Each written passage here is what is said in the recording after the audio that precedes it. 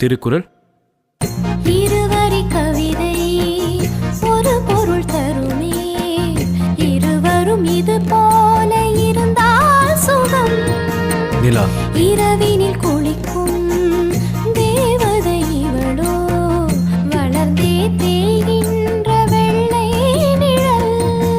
சரி, கண்ணாடி. இதில் என்னை பார்க்கிறேன், அது உன்னை காட்டுதே. காதல். கரிணி சரி கரி கரி